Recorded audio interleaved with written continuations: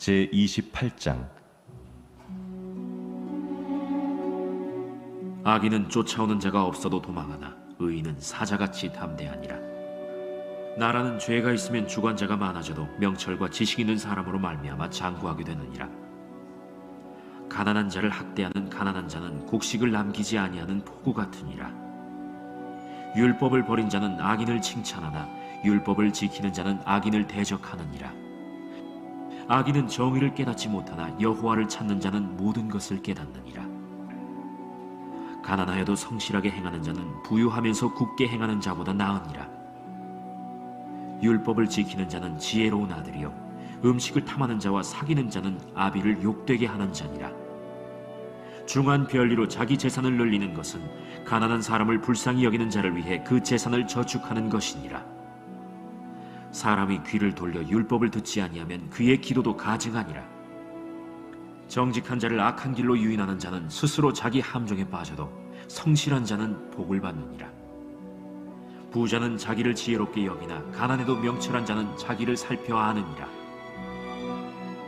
의인이 득이하면 큰 영화가 있고 악인이 일어나면 사람이 숨느니라. 자기의 죄를 숨기는 자는 형통하지 못하나 죄를 자복하고 버리는 자는 불쌍히 여김을 받으리라.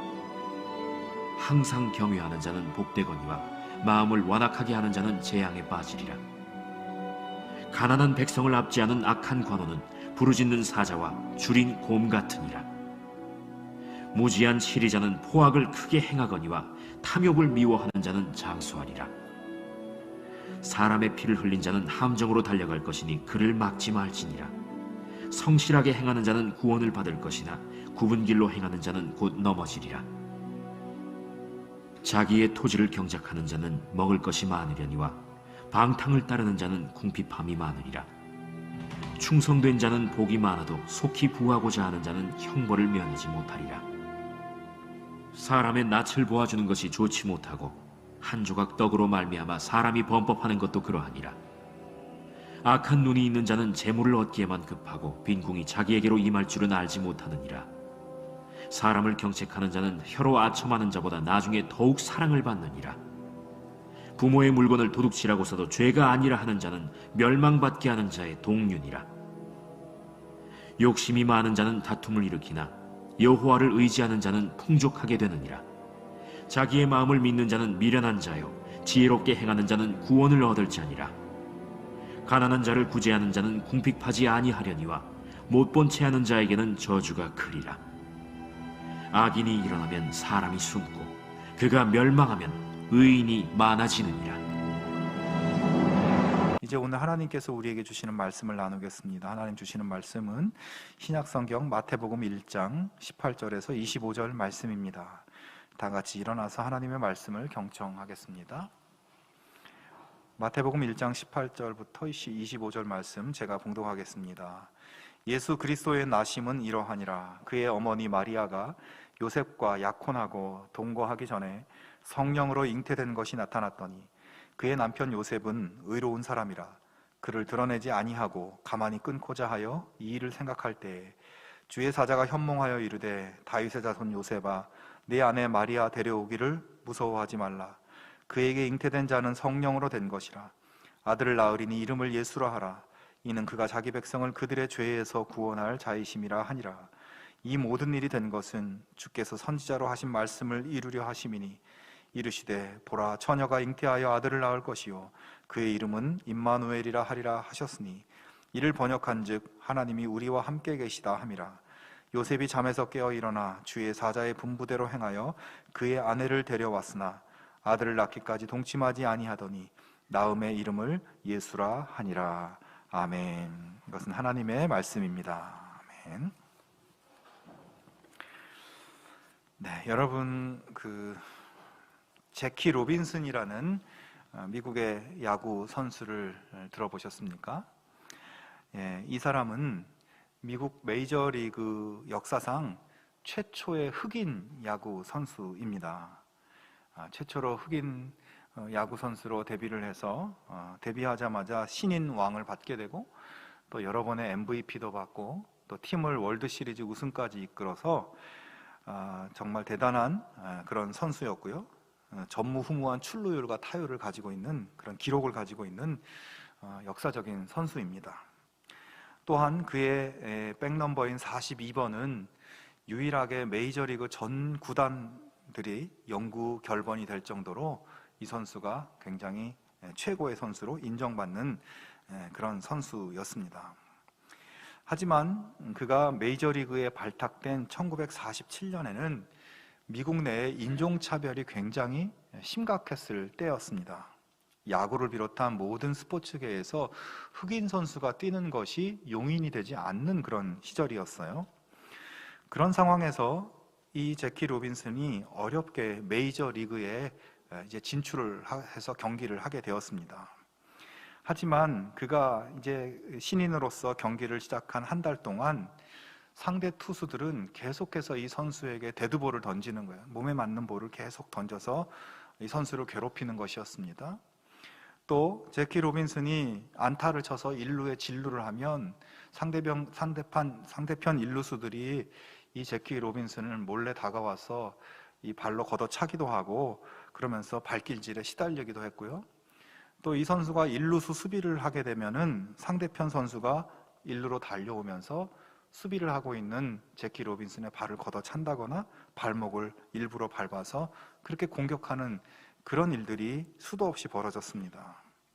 심판들도 제키 로빈슨에게 불리한 판정을 하고 언론들도 계속해서 이유 없이 좋지 않은 기사를 내보냈습니다.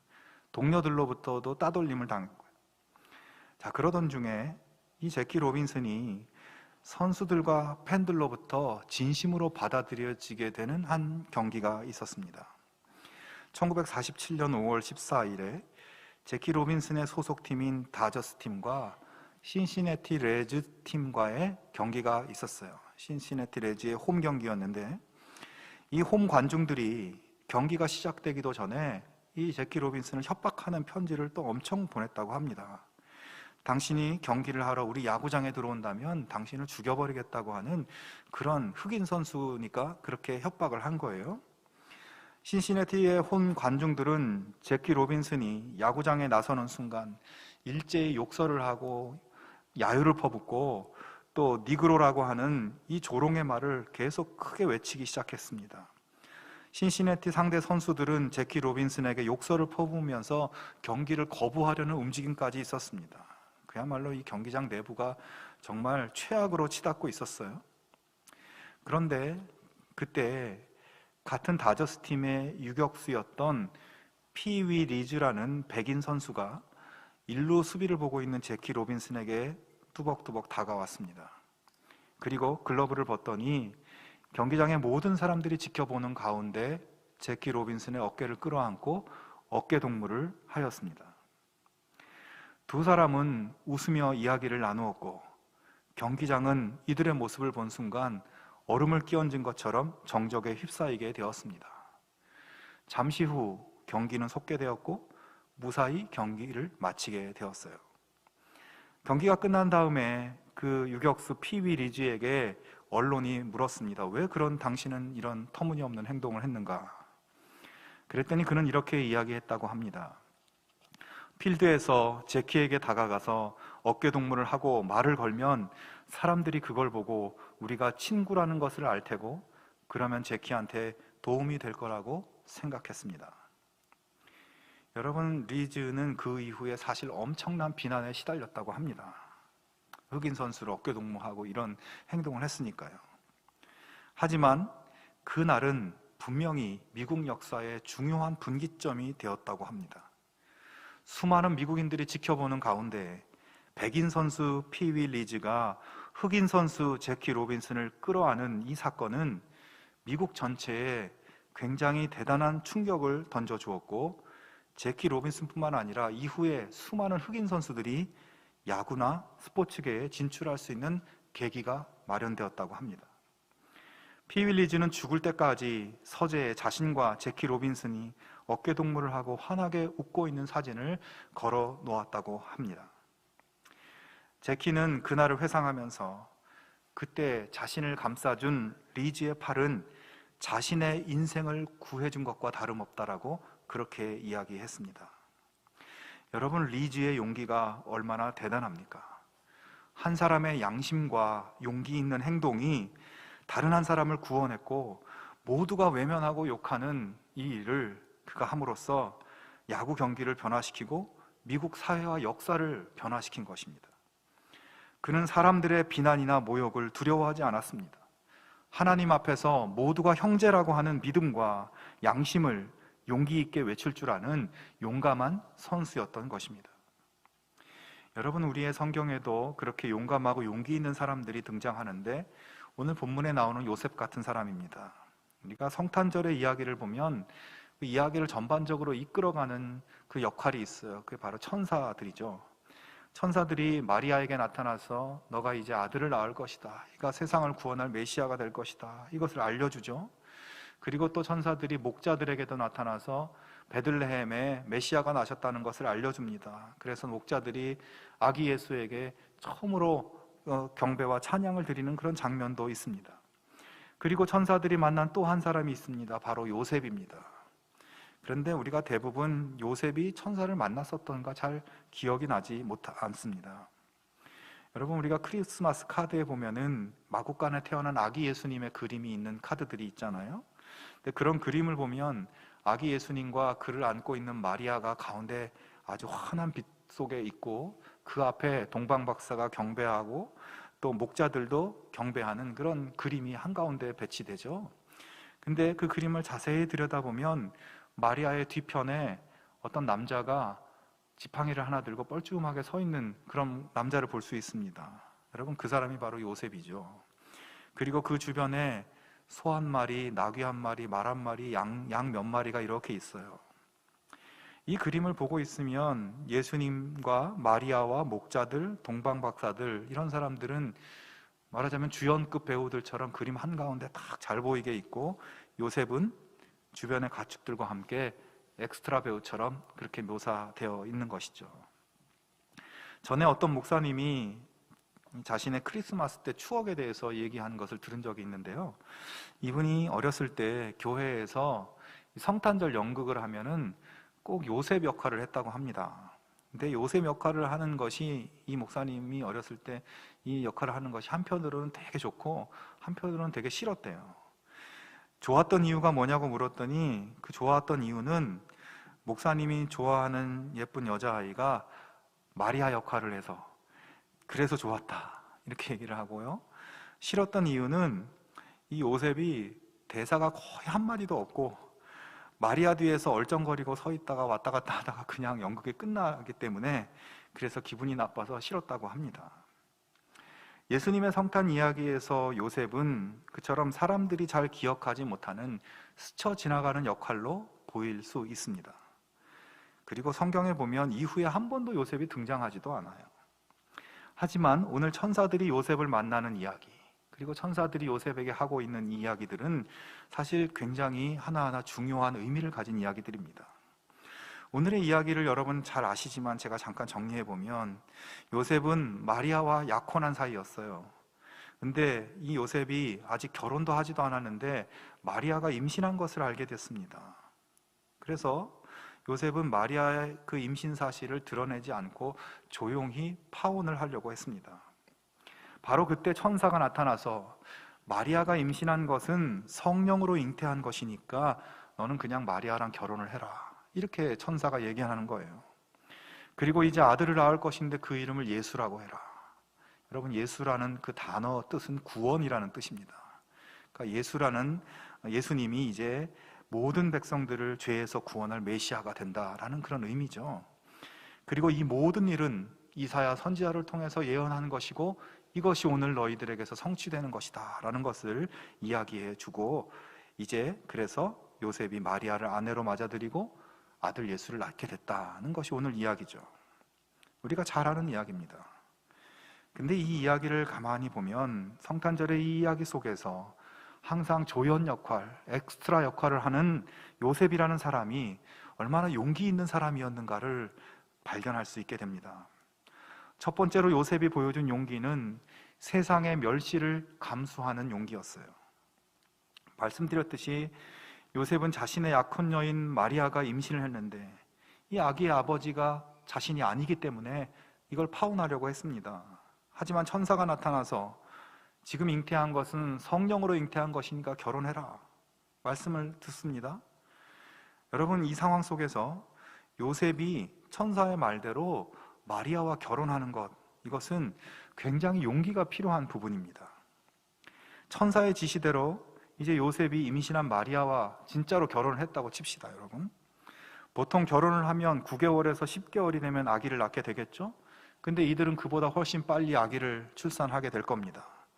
그렇게 되면 마리아가 결혼 전에 이미 임신한 것이라는 것을, 임신한 상태였다는 것이 밝혀지게 되겠죠. 자, 이럴 경우 결론은 둘 중에 하나입니다. 요셉과 마리아가 결혼 전에 이미 동침을 했던지, 아니면 마리아가 불륜을 저질렀든지. 자, 그렇게 되면 지금보다 훨씬 체면과 명예를 중요시하던 이 당시 사회에서 요셉과 마리아는 모두 수치와 모욕을 당하고 손가락질을 겪고 사회적인 배척을 당하게 되는 그런 상황인 것이에요. 요셉이 천사의 말씀을 받아들이려면 세상의 이 비웃음과 이것을 감수할 용기가 있어야만 했습니다. 요셉의 주변 사람들은 분명히 요셉을 비웃으며 이야기할 것입니다. 아니, 마리아가 벌써 아기를 낳았어? 결혼을 언제 했는데 아기를 벌써 낳았단 말이냐? 이거 말이 안 되는데, 당신 결혼하기도 전에 벌써 마리아와 동침을 했든지, 아니면 마리아가 정조를 어겼든지 그런 거 아니야? 이거 말이 안 되는데? 이렇게 아마 주변 사람들이 이야기했겠죠? 여러분, 그때 요셉이 뭐라고 답변을 할까요? 아닙니다. 당신들이 생각하는 그런 것이 아닙니다. 저의 설명을 좀 들어보십시오. 마리아의 잘못도 아니고 저의 잘못도 아니고 우리의 잘못이 아니라 마리아는 성령으로 잉태되었던 것이고 지금 그 성령으로 잉태된 아이가 태어난 것입니다. 내 말을 믿어주십시오. 이 말은 진실입니다. 여러분, 요셉이 이렇게 말을 하면 주변 사람들이 어떤 눈빛으로 쳐다보겠습니까? 요셉 주변 사람들이 요셉이 말하는 그 진실을 그랬습니까? 라고 받아들일까요? 그들은 아마 요셉이 아주 뻔뻔한 사람이거나 아니면 미쳤거나 아니면 바보같이 속았거나 그랬을 거라고 생각하지 않겠습니까? 요셉이 마리아가 성령으로 잉태했다는 진리를 받아들인다는 것은, 그리고 그 진리를 사람들에게 이야기한다는 것은 자기 자신이 비이성적이고 몰상식한, 심지어는 음흉한 사기꾼으로 비웃음을 받게 될 상황으로 스스로 그렇게 만드는, 그것을 스스로 받아들이겠다는 용기가 필요했던 일인 것이에요. 그렇게 앞으로 펼쳐질 상황이 뻔히 보이지만 그럼에도 불구하고 요셉은 천사의 말씀을 받아들이는 용기를 가지고 있었고, 세상의 비웃음이 그 시선과 멸시를 감수하는 용기를 가지고 있는 사람이었습니다. 여러분, 요셉이 겪은 상황은 오늘 우리의 삶에도 여전히 일어날 수 있는 상황이에요. 오늘의 세상에서 우리 그리스도인들이 사람들한테 요셉처럼 예수님은 동정녀 마리아가 성령으로 잉태하여 세상에 태어나신 분입니다 라고 우리가 사람들에게 말한다면, 그렇게 내가 믿고 그렇게 얘기한다면 그들은 우리를 보고 뭐라고 할까요? 2000년 전에 예수님이 십자가에 달려 죽으셨고 무덤에 묻히신 다음에 3일 만에 부활하셨고 그의 죽음과 부활로 당신과 내가, 모든 인류가 구원받게 되었다, 이렇게 이야기하면 오늘의 이성과 과학의 사람들이 뭐라고 이야기를 할까요? 예수님께서 말씀 한마디로 불치의 병자들을 고치시고 보리떡 5개와 생선 2마리로 5,000명을 먹이셨다고 이야기하면 우리는 세상 사람들에게 어떤 이야기를 듣게 될까요? 너희는 아직도 그런 터무니없는 신화 같은 이야기, 전설의 고향 같은 그런 이야기를 아직도 사실로 믿고 있냐고 비웃음을 받을지도 모릅니다. 여러분, 이 세계가 이제 고대와 중세를 거쳐서 근대화의 과정을 거치면서 지금 우리가 역사적인 사실로 믿고 있는 이런 성경의 진리를 세상 사람들은, 심지어 일부 신학자들까지도 성경의 이야기는 역사적 사실이 아니라 신화적인 이야기라고, 그 이야기 속에 담긴 의미가 중요한 것이지 그것은 역사가 아니라고 하는 주장을 해왔습니다. 오늘 이 시대 속에서 우리가 성경의 이야기를 역사적 진실이라고 사실이라고 믿고 우리가 그것을 고수한다면 우리는 어쩌면 비상식적이고 비이성적인 사람들이라고, 아직도 동화 속 세계에서 살고 있냐고 조롱과 비웃음을 받을 수도 있다는 것입니다. 요셉의 경우와 마찬가지로 사람들은 우리를 도무지 이해하지 못할 것이고 은근히 또는 대놓고 배척하는 것도 경험할 수 있습니다. 근데 요즘 세상이 돌아가는 것을 보고 있으면 이게 점점 그런 위험이 더 다가올 것 같아요. 우리가 기독교 신앙을 가지고 사는 것, 성경의 역사를 진리로 믿고 사는 것, 이것이 앞으로 점점 더 우습게 여겨지게 될 것으로, 세상이 그렇게 될 것으로 보입니다.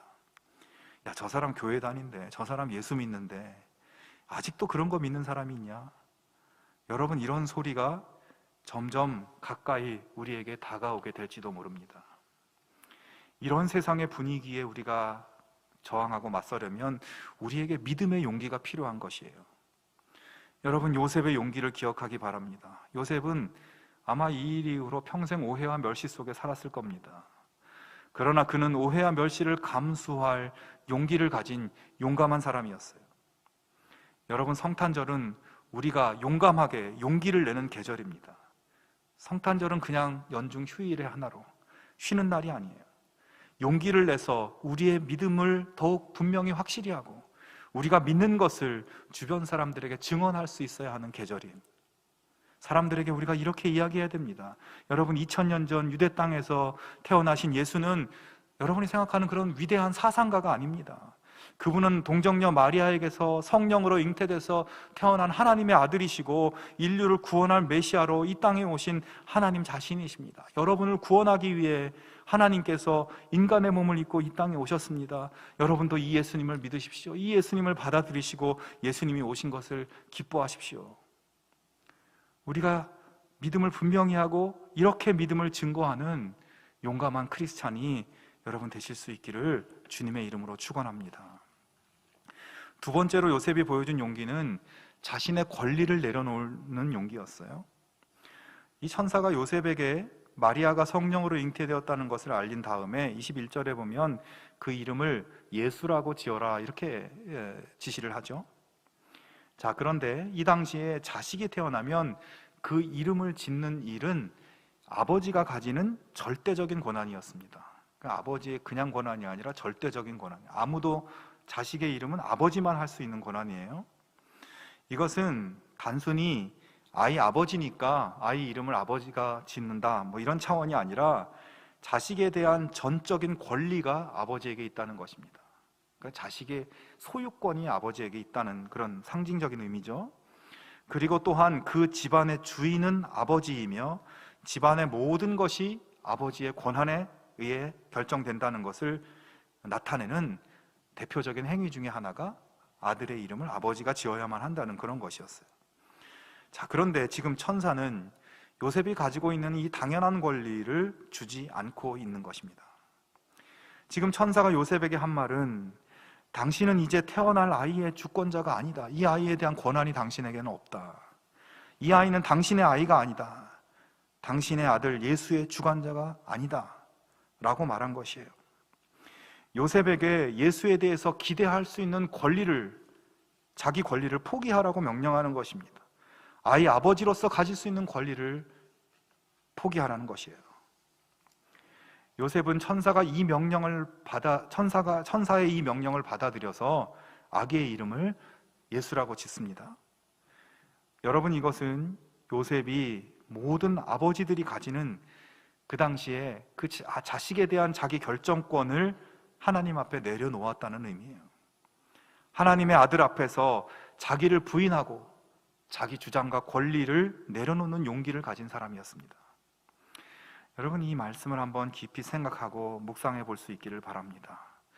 우리는 예수님을 어떻게 생각하고 있는가? 우리가 예수에 대한 권한을 가지고 우리가 그의 이름을 지으려고 하고 있지 않은가? 내가 예수에게 주권을 행사하려고 하고 있지 않은가 하는 것이에요. 예수가 나의 뜻을 따라주기를 바라고 예수가 내 말을 좀 주의 깊게 듣고 내 말대로 좀 해주기를 바라며 우리가 그렇게 살고 있지 않은가? 내가 내 삶을 결정하고 내가 바라는 내 뜻을 예수가 따라와 주기를 원하고 있지 않습니까? 만약 예수가 내 말을 들어주고 내가 바라는 것을 이루어주면 나도 예수가 바라는 것 한번 해보겠습니다. 이런 믿음, 나의 권리를 주장하는 믿음으로 우리는 살고 있지는 않은가? 내 인생의 주권은 나에게 있고 예수는 단지 내 인생의 조언자이며 조력자일 뿐이라고 생각하는 믿음이 우리 믿음의 모습이 아닌가 생각해 볼 수 있기를 바랍니다. 여러분, 이 부분은요, 오늘날의 세상의 가치와도 굉장히 충돌되는 지점이에요. 오늘 이 세상 사람들에게 가장 중요한 가치는 바로 자기 자신입니다. 모두가 자아에 충실한 것이 가장 가치 있는 것이고 보람 있는 일이라고 생각해요. 이 길지 않은 인생 속에서 자신의 꿈을 이루고 자신의 갈망을 채우고자 애쓰며 살아갑니다. 내 인생을 내가 결정하고 내가 하고 싶은 일을 내가 하고 사는 것이 가장 행복한 것입니다. 나의 꿈을 이루고 그것이 가장 보람 있는 일이라고 생각하면서 내가 나답게 살 수 있는 것이 가장 행복한 것이다. 오늘날 이 세상 사람들이 다 추구하는 가치죠. 아주 중요한 가치예요. 신앙생활도 그런 맥락으로 생각합니다. 신앙을 가지면 내가 정신적으로 위안도 받고 내 마음의 평안도 받고, 그렇게 신앙은 나를 위해서 하는 것이라고 생각하면서 신앙생활 하는 거예요. 교회에서 봉사하는 것도 내가 결정하고 내가 편하고 내가 생각하는 조건에 맞아야 봉사가 가능한 것이죠. 나를 실현할 수 있는 것이어야만 합니다. 내 마음에 안 맞고 내가 힘들면 안 되는 거예요. 이런 방식들이 오늘의 세상이 살아가는 지배적인 견해이고 방식입니다. 모두가 다 그렇게 살아요. 내가 중심이고 나에게 결정권이 있습니다. 자, 그런데 예수를 믿는다는 것은, 예수님과 함께 한다는 것은 그 결정권을 부인하는 것입니다. 세상 모든 사람들이 추구하는 자기 결정권을 예수님 앞에 던져버리는 용감한 사람들입니다. 나를 실현하고 싶은 갈망을 예수님께 맡기고 내가 예수님이 원하는 갈망을 따라 살겠다고 용기 있게 예수님을 바라보며 사는 사람들입니다. 여러분, 그렇게 우리가 최고의 충절을 예수님께 바칠 때 예수님은 우리를 어떻게 하시겠습니까? 우리가 내 권리를 용감하게 주님 앞에 바칠 때 예수님은 우리를 어떻게 하시겠습니까? 주님은 우리에게 가장 필요한 것, 가장 합당한 것을 우리들을 위해서 준비하시고 우리들에게 베풀어 주실 것입니다. 우리의 믿음은 바로 그런 믿음이에요. 우리가 그분의 이름을 짓는 것이 아니라 그분이 우리의 이름을 지어주시는 것입니다. 예수님은 우리를 창조하신 분이고 우리가 누구이고 우리가 무슨 목적으로 지음받았고 우리에게 무엇이 맞는지 예수님은 알고 계십니다. 내가 예수님을 내 입맛에 맞게 지배하는 것이 아니라, 내가 예수님을 이용하며 사는 것이 아니라 예수님이 내 삶을 지배하시도록, 예수님이 나를 사용하시도록 용감하게 나를 예수님께 드릴 때 우리는 세상이 상상하지 못하는 하나님 자녀의 축복을 누리며 살 수 있게 되는 것입니다. 세계에서 가장 높은 산인 에베레스트 산 정상에는 힐러리 스텝이라는 코스가 있습니다. 힐러리 스텝이 이제 계단이라는 단어죠. 힐러리 스텝이라는 코스가 있는데요, 정상의 마지막 코스예요.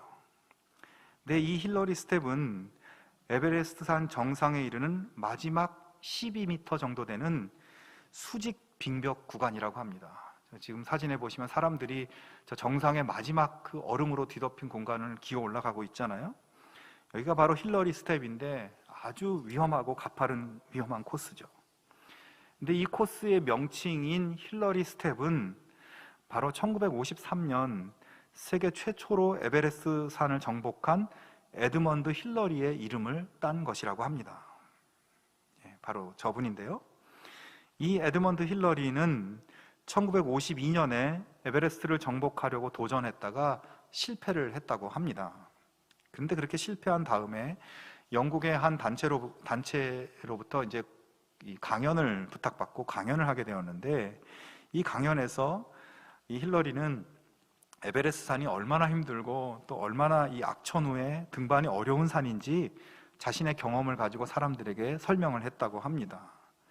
사람들이 그의 연설을 듣고 어떤 사람이 질문을 했어요. 당신의 연설을 들어보니까 정말 에베레스트 산이 정말 힘든 산이군요. 아무도 범접할 수 없는 그런 산인 걸 잘 알겠습니다. 자, 그런데 그렇게 힘든 산, 당신도 실패했던 그 산을 당신은 이제 그 산을 다시 등반하지 않을 겁니까? 라고 물었어요. 그러자 힐러리는 상기된 얼굴로 주먹을 불끈 쥐더니 그 사람에게 대답했다고 합니다. 아니요, 나는 다시 등반할 겁니다. 첫 번째는 실패했지만 다음번에 무슨 일이 있어도 성공할 수 있을 것입니다. 왜냐하면 에베레스트는 이미 자랄 대로 다 자랐지만 나의 꿈은 계속 자라고 있기 때문입니다. 나의 힘도 능력도 자라고 있고 내가 가지고 있는 장비도 더 나아질 것입니다. 나는 반드시 에베레스트를 정복할 수 있을 것입니다. 여러분, 하지만 이게 말이 쉽지. 그 산에서 미끄러져서 절벽에 떨어져 죽을 뻔한 그 고비를 수도 없이 넘겼던 사람이, 그래서 결국 실패한 사람이 그곳에 다시 간다는 것은 그 두려움과 이런 마음들 때문에 그렇게 한다는 것이 보통 일이 아닙니다. 하지만 에드먼드 힐러리는 목숨을 위협했던 그 실패에도 불구하고 인류가 한 번도 밟아보지 못한 에베레스트 정상을 향해 다시 용기 있게 도전했고, 그 다음 해인 1953년 5월 29일에 마침내 인류 역사에서 최초로 에베레스트를 정복한 등반가가 되었습니다. 여러분, 오늘 우리가 살고 있는 이 시대 속에서 신앙을 지키며 산다는 것, 정말 진리에 대한 믿음의 용기를 가지고 용감하게 살아간다는 것, 그것이 어쩌면 굉장히 에베레스트를 올라가는 것처럼 어려운 일일 수 있습니다. 믿음을 가지고 사는 것이 세상적으로 볼 때 실패한 사람처럼 보여도 그 길을 걷겠다고 용기를 가지고 사는 것, 오늘 우리에게 요구되는 믿음의 모습이 아닐까요? 하나님의 아들이신 예수님이 이 땅에 오심으로써 요셉은 사람들의 멸시를 감수할 용기와 자신의 권리를 내려놓을 용기를 가지고 살아야 했습니다. 오늘 우리도 예수님을 믿으며 살 때 믿음에 대한 용기, 나를 내려놓고 주님만을 의지하는 용기, 믿음의 삶을 지키고 하나님의 자녀로 살아가는 용기, 우리 모두가 이런 용기를 가진 용감한 주의 자녀들이 다 되실 수 있기를 주님의 이름으로 축원합니다. 우리 함께 기도하겠습니다. 하나님 아버지, 예수님을 우리에게 보내주셔서 영생의 구원의 복을 허락해 주심을 감사합니다. 오늘 이 세상에서 예수님을 올바로 믿으며 사는 것이 때로는 강력한 도전으로 다가올 때가 있습니다. 세상은 우리의 믿음을 포기하게 만들고 믿음의 삶을 물러서게 만드는 도전으로 다가오고 있습니다. 우리에게 믿음의 용기를 허락하여 주시옵소서. 끝까지 예수 믿는 믿음의 승리를 바라보며 세상을 이기는 예수님의 사람들이 되게 하여 주시옵소서. 나를 부인하고 주님께 나를 맡길 때 베풀어 주실 놀라운 은혜와 축복을 기대하며 뒤로 물러서지 않는 용감한 주의 자녀들이 다 되게 하여 주시옵소서. 예수님의 이름으로 기도하옵나이다. 아멘.